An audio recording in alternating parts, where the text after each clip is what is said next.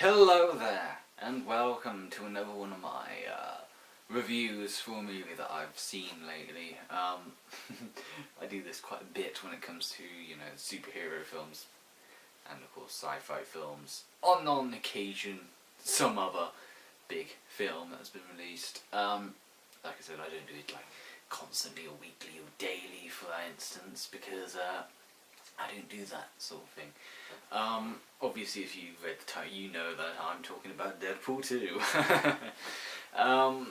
So, Deadpool 2, it's got favourable reviews, everyone likes it.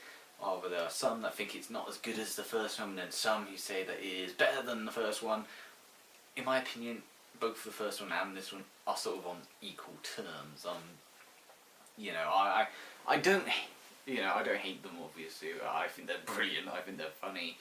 It's a case of, I just don't think they're better than one another. I think they both have great elements and they both have poor elements. And it might come down to my personal history with Deadpool, which I'm going to talk about before we get on to Deadpool 2. So basically, my history with Deadpool is quite interesting. Around the time Iron Man got released, there was this animated Marvel film called Wolverine vs. the Hulk. That was my first ever instance of seeing Deadpool. And he was wisecracky, he got split in half, he got cut up to pieces, and then he'd grow the limb back, etc. Despite that, he was still put in a really serious role. My second experience, and I know some people are probably going to get angry with me for saying this, was Wolverine, X-Men Origins Wolverine. Once again, he was a wisecracky character, making jokes, and then he was also taken quite seriously, wasn't he? With the mouth zipped up and all. So, and I didn't really like that movie anyway, and so that one pissed a lot of people off because people were obsessed with Deadpool and really wanted to see a live action Deadpool, and when that happened, let's just say it wasn't very favourable. But that always got me curious because I didn't know why people liked Deadpool so much, because that's two times I've seen him in quite serious films. Still, he can make a few jokes here and there, but at the same time, he was still in very serious roles. And then years later came the Deadpool video game, which sort of introduced me to what is the Deadpool we all know. The guy who's breaking the fourth wall, doing all this lunatic, silly shit, and can't really die because he'll get cut to pieces and he'll still grow back. I also forgot to mention that before, of course, Deadpool the video game, I also saw Marvel Zombies, which had Deadpool being sliced up by a propeller blade. Once again, serious situation. So Deadpool the video game was the first time I ever saw him as a really comedic character as opposed to being in this serious situation, and that's my experience. And of course then, I did do some research on him, and of course I did discover that he did start off as this deep and serious character, and then they just made him into a fucking clown. Which I'm sure I'm okay with. I mean, the reason being is because he was too similar to other heroes and villains at the time, and they didn't really want to have too similar of a character. So, Deadpool 1 was my first proper look at what Deadpool would be like. I loved it. It wasn't the greatest film in the world. I wasn't over, happy. I wasn't overreacting to it and all that. I didn't think it was the absolute greatest thing ever. However, I do like some of the behind the scenes behind it because of the passion they put into the movie project. And not only that, it was a film that was released sort of as a middle finger to big companies who always dictate the rules and say it has to be this way, and then when they go against the rules and give you an R-rated superhero film that is over the top and silly and it works, it's just brilliant because those big companies then go back on what they say, and they then learn, oh, maybe if we do give the audience the thing that they love and are hoping to have, maybe it might work out, and it does. We got Logan afterwards. fucking fantastic. So I do like that because of Deadpool we did have this surge of, you know, you can be serious, you can have like R-rated superhero films. It's not limited to 12 or 12A films or even PG. It can be a little bit more up the ante, if you know what I mean. So I do love that about Deadpool, but aside from that, I do think it's a great film. I don't think it's the greatest, I do think it's a great film nonetheless. So Deadpool 2, so yeah, I saw it yesterday on Sunday, and well, as of the time of filming this, so yeah, it's a great film. I will be going into spoilers, heavy amounts of spoilers, in fact, because of the fact that personally, I'm just awful. I'm not telling a spoiler here and there, and I know for a fact that discussing some points may be very spoilery. But aside from that, this is a non-spoiler bit. I do really like the film. I love Cable. Cable is fucking awesome in this film. Ryan Reynolds does an amazing job as Deadpool, as usual. A lot of the jokes were hilarious, and of course, just like the first time, there were a lot of jokes which I really didn't like. I really like the taxi driver. You know, he was quite a lot of fun. I like that we got a lot more out of him this time. And Domino, fuck me, she's brilliant. I love her superpower. The superpower of having good luck all the time is the complete opposite with me. But it's such a unique power as well. You know, we have all these other powers, you know, oh, fire, or, you know, immortality, super strong, mechanical, you know, it's stuff that we've seen before, but good luck is surprisingly something that I don't think we've seen before, and honestly, I really like her character as well. She was badass. I loved her. Hope to see more of her in Deadpool 3, which I'm presuming there will be a Deadpool 3, although, yeah. So yeah, let's get on to the very spoilery talk, the spoilery side of Deadpool 2. So, one of my biggest problems with Deadpool 2 straight away is that there's a lot of sameness in it. For those that don't know, sameness is what happens when a sequel is released and they decide to just do the first film again with a bit, except they've upped the ante a little bit. Now, I will say it's only a little bit of sameness, if you know what I mean. Not all of it is completely, you know, the same. It's not like the same as the first film. It's just same in the sense that you have the opening where he's doing something and he then says, "You're wondering how I got in this situation." Well, it goes into a flashback. You know, not only that, you also have the opening titles, which, to be fair, I do love the opening titles for the first film and this film. Which in this film they did it in like a very James Bond esque way, and you know, it just got directed by Scumbag or produced by Fuckface. It was stuff like that, if you know what I mean. A lot of the meta jokes obviously are pretty much the same, and even like the whole three act structure, you know, the beginning, the middle and the end are surprisingly just the same in a sense. It is a vengeance tale just like the first film, except it's a little bit different because it's not Deadpool having revenge, it's Cable having revenge, and once again, it's not 100% a copy of the first film, but it does have a lot, and I mean a lot, which is basically the first film again. You've even got Colossus trying to entice Deadpool into joining the X-Men. I will get onto the X-Men later. But yeah, it does feel like a lot of sameness on some occasions. So that really annoyed me, but of course they do change it enough that isn't completely the same. It isn't like, you know, Force Awakens and A New Hope being pretty much the same. It does have a lot of like differences. It does change it up a bit.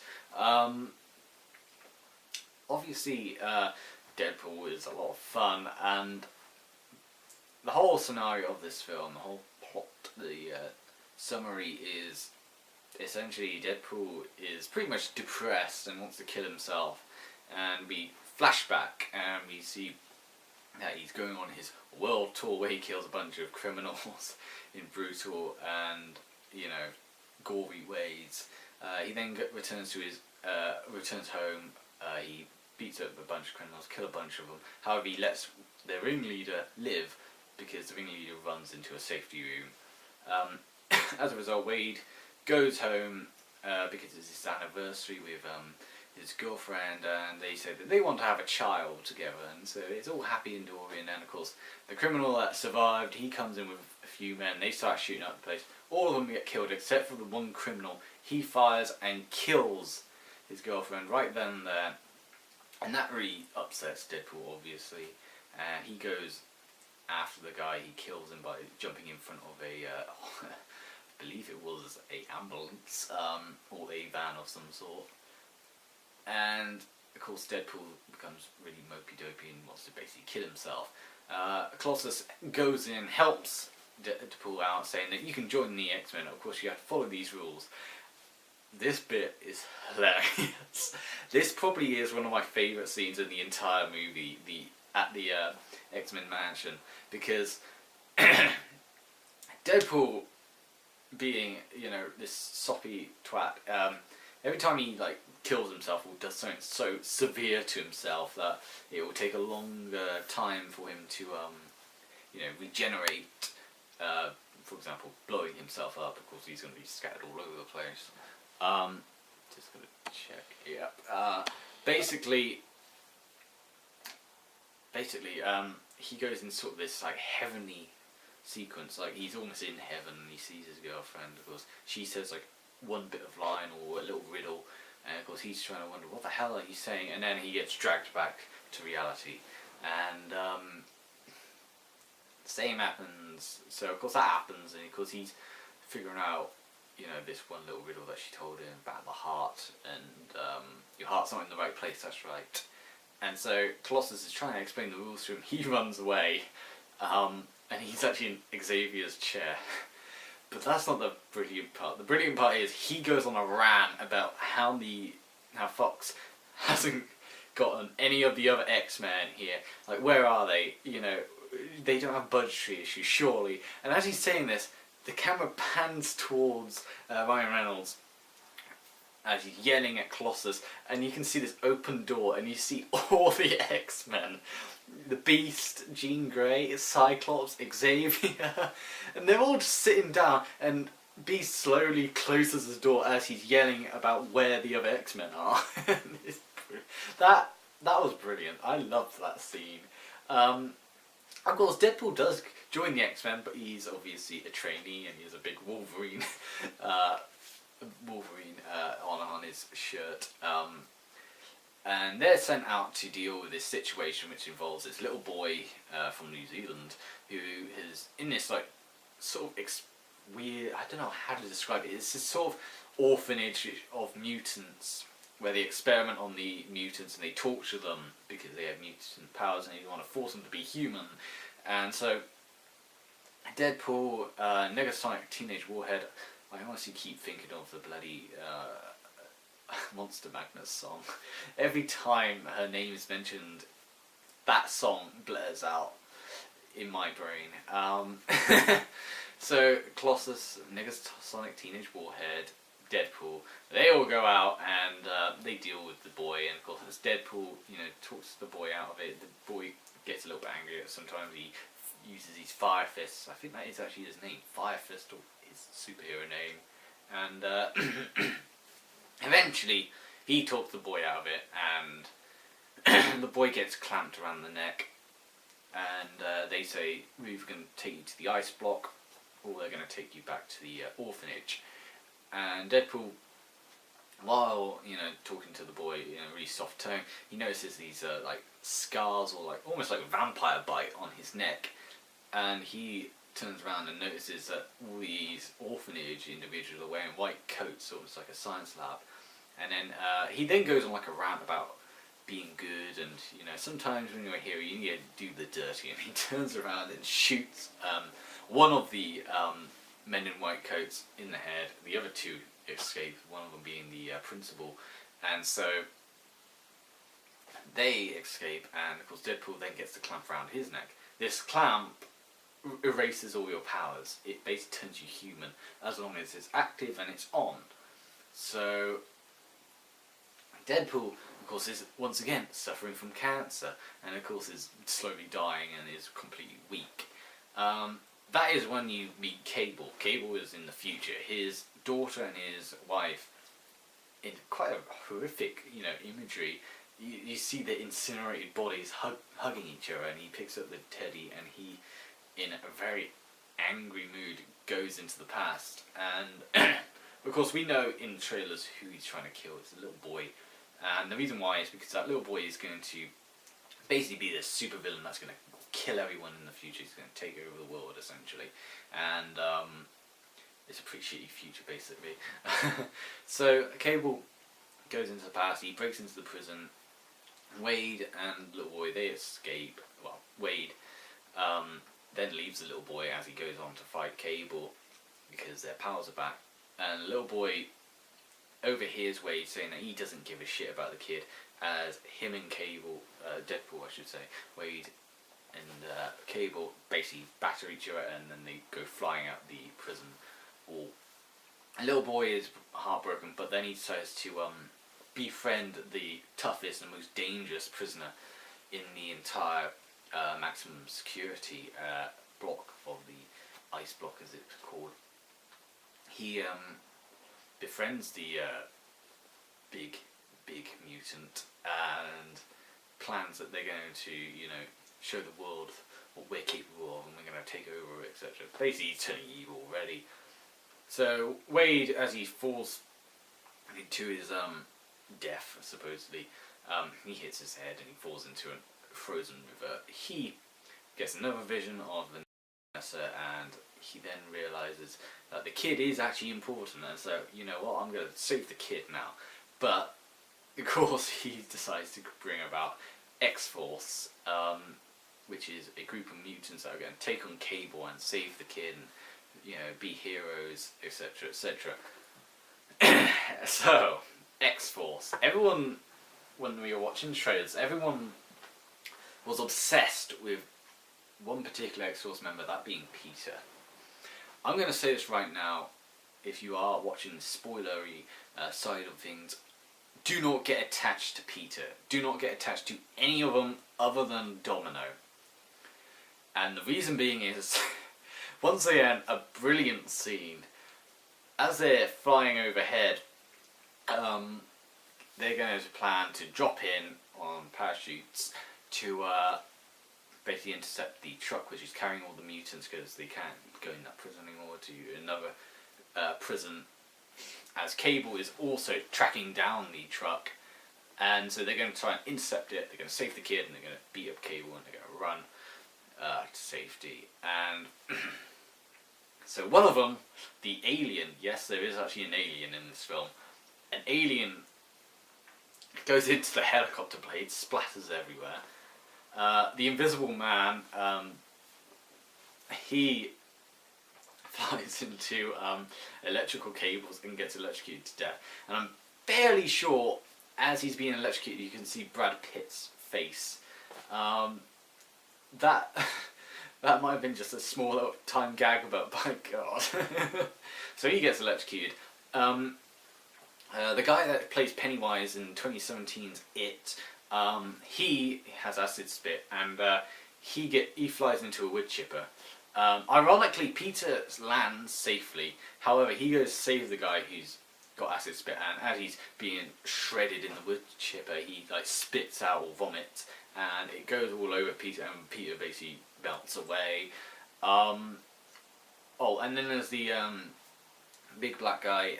He parachutes into a moving bus.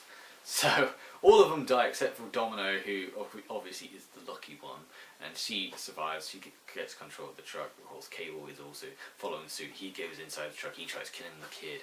Deadpool, of course, on a little moped, manages to get over there, and just in time to see the kid, of course, escape from his little block and unleash the big mutant. This big mutant who is a fan favourite for many, and honestly, I don't mind him. Shame wasn't what's his face from Last Stand, but something quite interesting is that this guy is also played by Ryan Reynolds, and it's Juggernaut. So Juggernaut bashes the truck open, and Deadpool upon seeing Juggernaut, he's like, "Oh my god, you're my favourite Marvel character. You know, you're really cool." And of course, Juggernaut rips him in half, yeah, and chucks his 2 body parts onto the ground. And of course, Domino comes up. She rescues Deadpool and carries his top half away. So Deadpool is then once again working on a plan to try and get the kid to safety, because the kid doesn't trust Deadpool because Deadpool abandoned him in the prison. He's with Blind Al, he's with Weasel, he's with the Indian taxi driver and Domino. And once again, you get another funny scene, reminiscent of the first film with the missing arm. This time he's got missing legs, and of course he's got baby legs. Visually quite humorous and disturbing at the same time. But while they're talking to each other on what they're going to do, Cable randomly appears from behind, and he then gives his backstory about why he wants to kill the kid and what the kid's going to do. And of course, Deadpool and Cable have this agreement that Deadpool will try and talk the kid out of it, and Cable will give him 30 seconds, and if he fails, he's going to shoot the kid. And the main reason being is because he can only time travel twice. He can time travel into the past, and then he can go back to the future to a perfect timeline.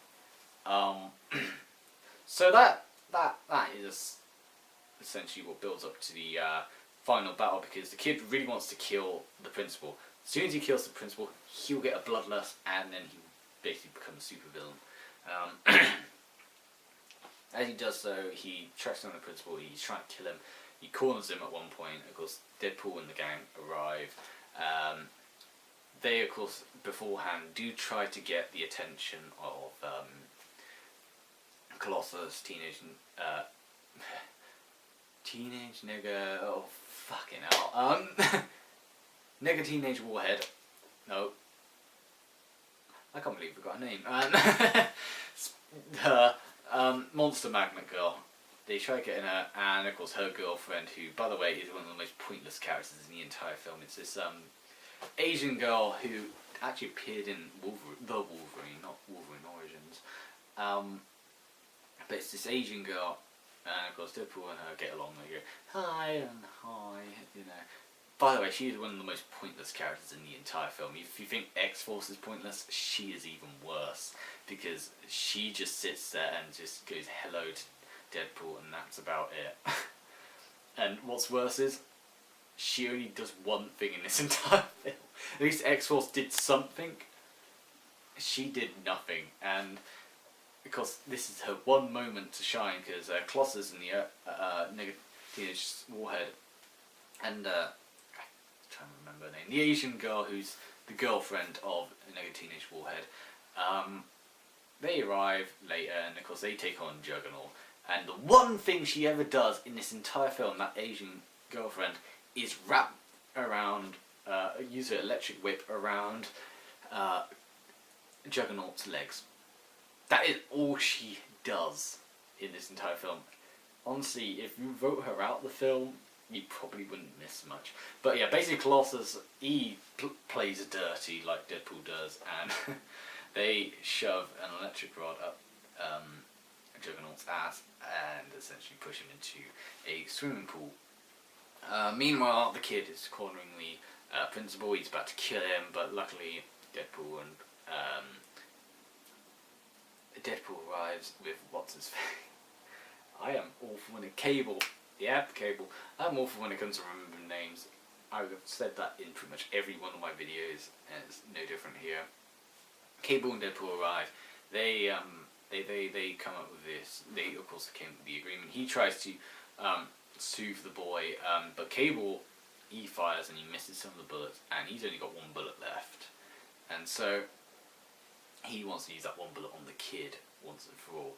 And so they basically have this moment where Deadpool talks to the kid, and the kid's still refusing, and then Deadpool grabs one of those collars and he puts it around his neck, and he says, "Look, I'll kill myself, because I've got no powers now if you keep doing this." And of course the kid does get a little bit like, "Oh, I don't know what to do," and Cable, of course, he gets too frustrated. He grabs the gun and he shoots it, but of course Deadpool jumps in the way and sacrifices himself for the kid.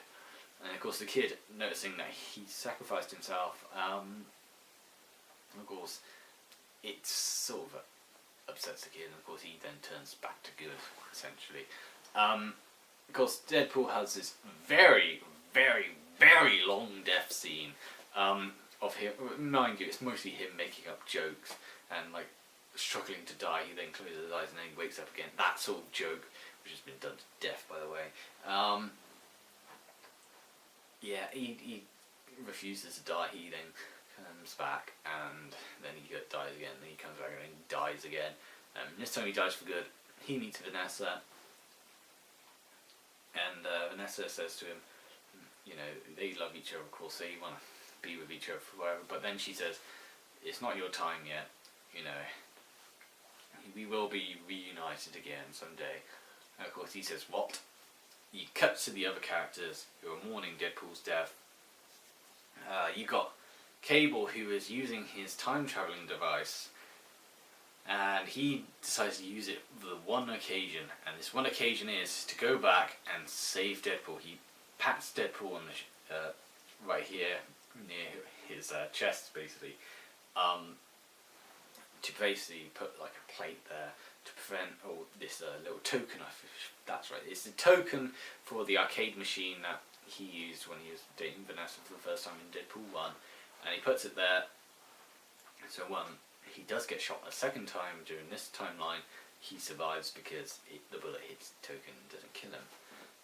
So all well, it ends well. The principal, of course, yells at the top of his lungs saying that you mutants are disgusting, you're all vile, you're disgusting, and as he says that, the taxi driver smashes him and kills him instantly.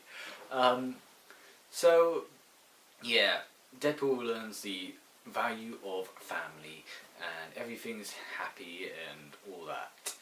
And then there's the end credit scenes. The end credit scene, well, I say end credit scene, the mid credit scene, I don't know what to think of them.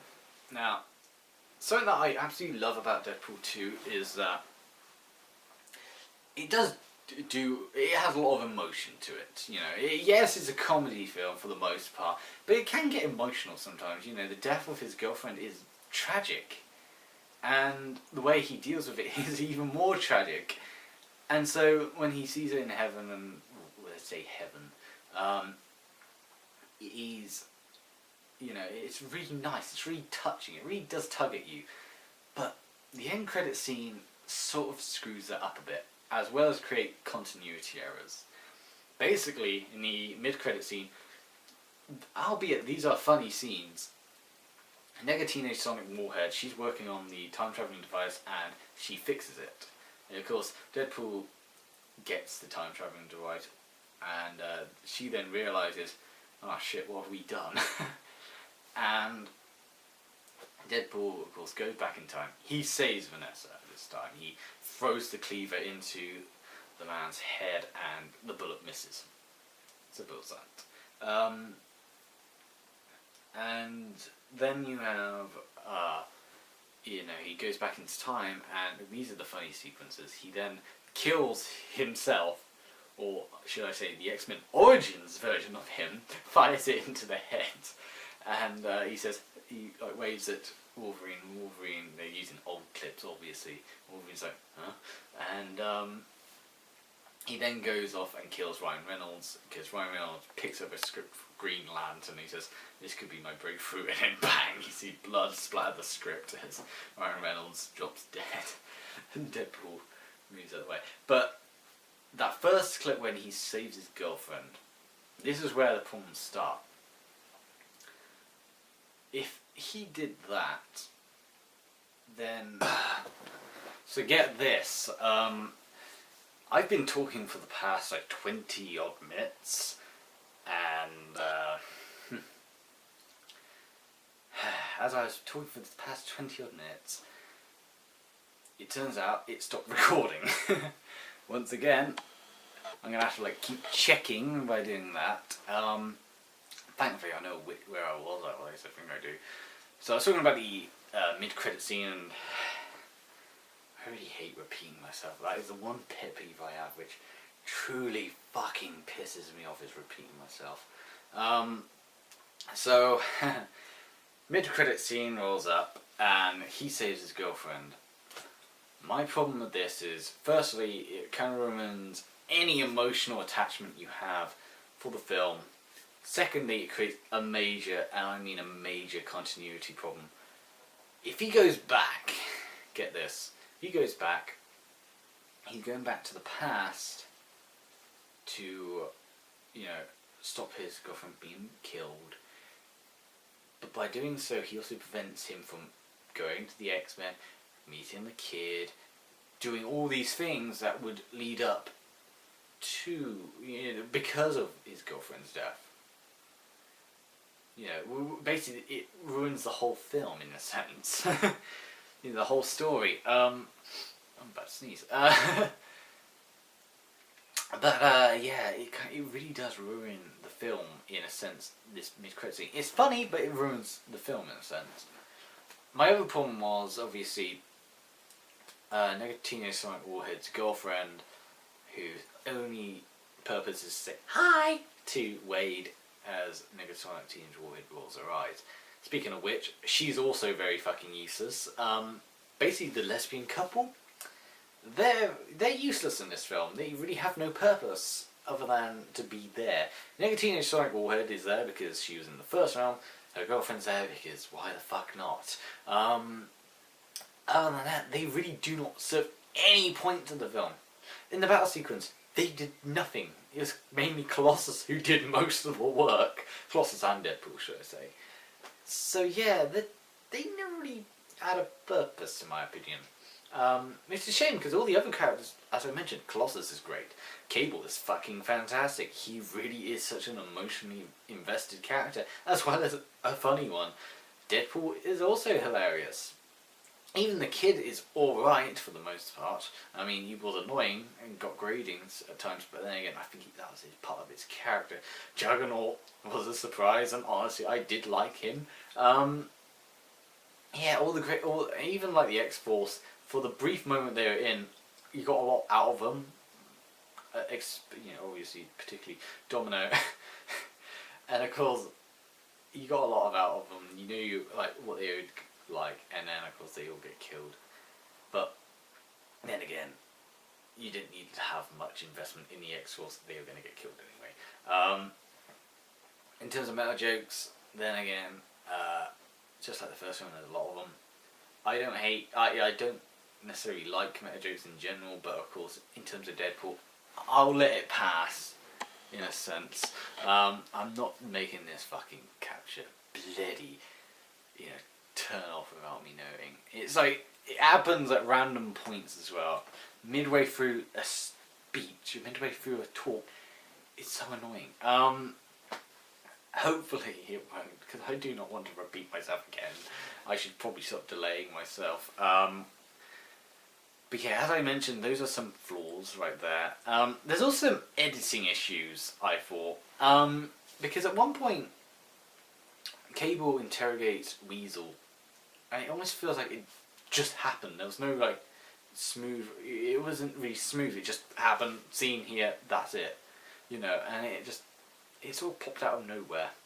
I felt that was a little bit too random for me. Like, the editing was sort of mixed, you know, it wasn't brilliant, to say the very least. It didn't like smooth out, you didn't really get like a build up to this moment. It just happened just like that. You know, you're with X-Force, and then all of a sudden you're with Weasel, and then all of a sudden you're back with X-Force. It's just happened way too quickly. Of course, the first half, so sort of like, you have a really funny scene and then you have a really depressing scene, and it's like, just too much. The editing feels like it's just rapid fire. It's not like smooths out. It's not smoothing out at all, in my opinion. That can be a bit of a problem. Uh, as I mentioned, there's a lot of like similarities to the first film, almost to the point that it is almost too much like the first film, but not too much in the sense that it is the first film. Thankfully, it does sort of like, it's sort of like a 50-50 in a way. You got these scenes which are basically the first film again, and you have all these scenes which are pretty much new. And it is pretty much saved by the performances, I feel, this film is. Because if the performances were bad, or they were just the same as the first film, I don't think this would be a success. I know that, once again, some people say that it's not as good as the first film.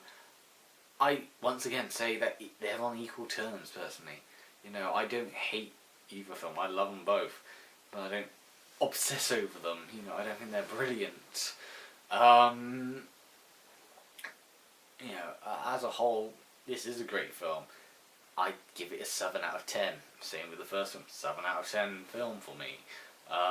It's something that I could watch again and again, but it wouldn't be something I'd watch religiously. It wouldn't be something that I'd consider brilliant or fantastic whatsoever. But it's a good film nonetheless. I'm sure if you're out there, you would enjoy it. I'm sure if you like the first one, you'll enjoy this one. I will say this though. I believe right at the end you can see Juggernaut getting out of the pool. So Juggernaut doesn't actually die in this movie, in case you're wondering, which is cool to know because it means that you could appear somewhere, sometime. But yeah, in terms of trailers, on the other hand, yep, thank God for that. In terms of trailers, I'm very surprised we didn't get like a Han Solo trailer, considering how close we are to Han Solo. We'll get on to Han Solo in a minute. But trailers, we had a film called Tag. It looks like your generic American comedy, no words shit. I don't know what this film, I don't remember the name of this film, but it was sort of this like gangster movie, with Mexican drug cartels. I say drug cartels. It's got Del Toro in it. It's got another person, I think it was actually Cable. Josh Brolin, yes, it had those two in it, and it was a sequel to another film. I don't know what that one was. Doesn't really interest me. The Predator, I saw a trailer for. I don't know what to think of it so far. I have a worry that it's going to be this action-packed, Predator film. Don't get me wrong, action-packed films are fantastic. I love them to pieces. Just the other day I was watching Dredd, and Dredd is fucking awesome. But when it comes to the Predator's a bit more slower, if you know what I mean. He's picking off his prey in a more sophisticated manner as opposed to just going out and killing everything in sight. And the reason why I'm worried about the Predator is because at one point there's a woman shielding a child, and the Predator's got his eye on sights. He's about to shoot them, which is totally against the Predator's character of attacking those who are most likely to attack him. He wouldn't just attack some defenseless prey, in a sense. But aside from that, I don't know what to say about the Predator. It might be great, it might not be.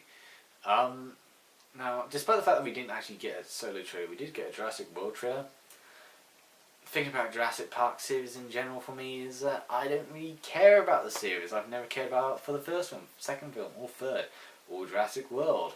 They're not bad, I just don't really care for them. They're like a film that I would watch once and never see again because I'm not really fussed about the Jurassic Park series. But in terms of Solo, we didn't get a trailer to say, but we did get this featurette, which had Lando basically doing this Cribs style, or something like in vein of Cribs, and the Millennium Falcon saying, "Oh look, this is my coat room, the most important room in the whole galaxy," Yeah, I'm gonna be watching Solo soon. I already know which date I'm watching it. I will say this: a review for that film will be quite late. But I am looking forward to Solo. I have not read any reviews for Solo whatsoever. I do not want to be told or spoil anything. I don't really want to be told that it's going to be awful. I don't really want to be told it's going to be great. I just want to have my mind fresh for the film. Obviously, I liked Last Jedi. There were flaws with Last Jedi, don't get me wrong. But I liked it. You know, I'm not one of those assholes who hate it because it's got women in it, i.e. Star Wars fans in general. That's going to get people pissed off. I'm not that type of person. You know, I liked, Force Awakens. I loved Rogue One. I love all the Star Wars films, even the prequels. I don't really hate the prequels whatsoever. There's no Star Wars film that I can safely say I dislike. Solo, it's not something that I expected, to be fair, but at the same time, it looks alright, it looks great. Probably won't be my favourite Star Wars film of all time, obviously, but it looks alright, it looks decent enough. Obviously, as I mentioned, I am going to be watching it, but review for that will be at a later date. That should be the next one, in fact. As I said, with Deadpool should be a lot of fun. If you are a fan of the first film, if you're a fan of Deadpool as a character, this should be an alright movie for you. It should be fun for you. I certainly enjoy it, and I'm not really a Deadpool fan, you know. Adios. I never really say that, do I? Bye. Hopefully this time I won't fuck up.